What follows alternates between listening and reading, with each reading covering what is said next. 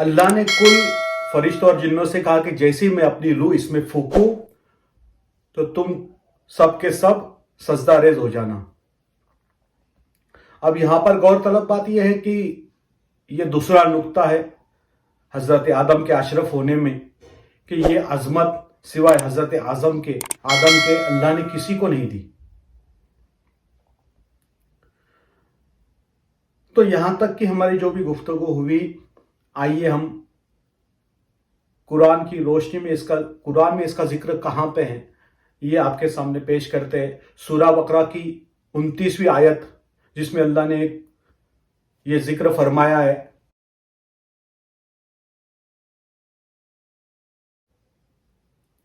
اب اللہ نے اپنی نورانی روح آدم علیہ السلام کی مجسمے میں پھونکی اور حضرت آدم کو حیات مل گئی اور تمام فرشتوں نے حضرت آدم علیہ السلام کو سجدہ کیا. سب سجدے میں گر گئے. بے شک یہ سجدہ تعظیمی کہا جاتا ہے، اس کو تعظیماً سجدہ، جو کہ اللہ کا حکم تھا. لیکن ابلیس نے حضرت آدم کو سجدہ نہیں کیا. تو اللہ نے ابلیس سے وجہ جانی کہ ابلیس سے پوچھا کہ تجھے کس چیز نے روک رکھا تھا کہ تُو نے سجدہ نہیں کیا آدم کو جبکہ میرا حکم تھا.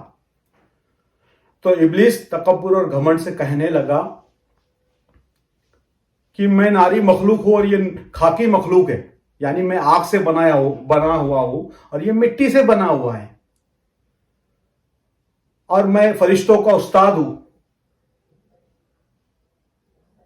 اور میں تیرا سب سے زیادہ عبادت گزار بندہ ہوں. تو اللہ کے ساتھ وہ آرگیومنٹ کرنے لگا، سجدہ نہ کرنے کی وجوہات بتانے لگا اللہ کو. لیکن وہ یہ بھول گیا تھا کہ سجدہ کرنے کا حکم جو تھا وہ اللہ کا تھا اور اس نے اللہ کے حکم کی نافرمانی کی تھی. اس وجہ سے اللہ رب العزت جلال میں آیا اور اللہ نے ابلیس کو راندہ بارگاہ کر دیا.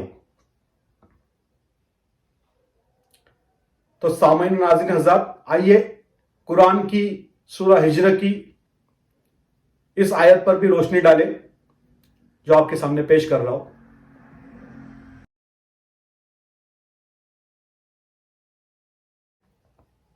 تو آپ نے دیکھا کہ کس طرح ابلیس نے تکبر، انانیت اور گھمنڈ میں آ کر اللہ کے حکم کی نافرمانی کی تو وہ راندہ بارگاہ کیا گیا. اللہ نے اس کو راندہ بارگاہ کر دیا اور کافر اور مردود قرار دے دیا.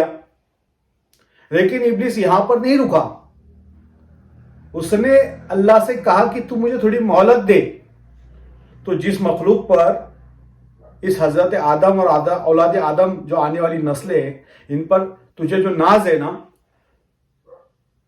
تو کہا کہ میں ان کو بھٹکاؤں گا، بہکاؤں گا. اگر تو مہلت دیتا ہے مجھے تو میں یہ ثابت کر دوں گا کہ تو نے جس منشا اور جس مقصد سے اس مخلوق کو بنایا ہے، حضرت آدم کو بنایا ہے، وہ بے مطلب ہے. لیکن بے شک اللہ کا مقصد اور مطلب بے مطلب نہیں ہو سکتا.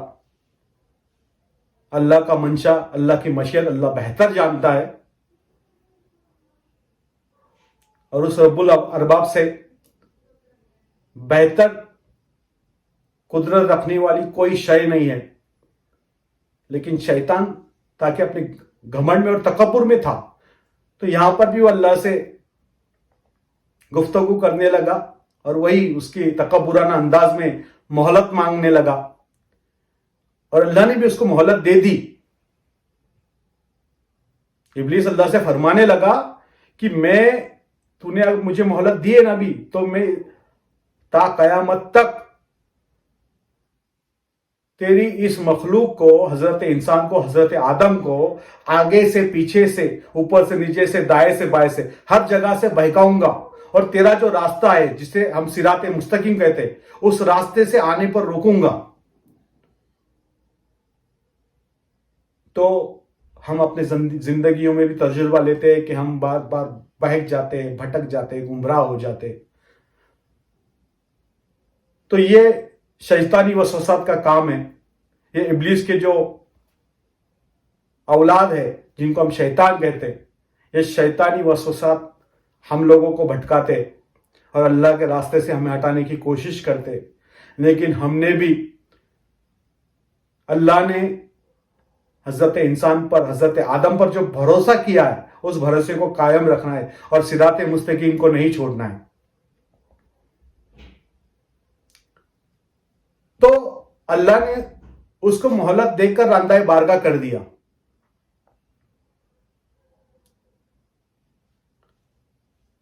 اب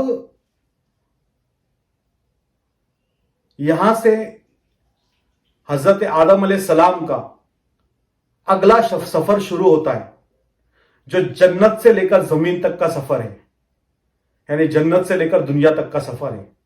تو انشاءاللہ ہم آنے والے ویڈیوز میں، آنے والے نشست میں یہ جاننے کی کوشش کریں گے کہ حضرت آدم علیہ السلام کا جنت سے زمین تک کا، جنت سے دنیا تک کا جو سفر ہے، یہ سفر کیسا رہا اور اس کی کیا وجوہات بنی کہ حضرت آدم علیہ السلام جن کو اللہ نے جنت میں رکھا تھا، اور کیا وجہ بنی کہ حضرت آدم علیہ السلام کو اللہ نے جنت سے بے دخل کر دیا اور دنیا میں پھینک دیا۔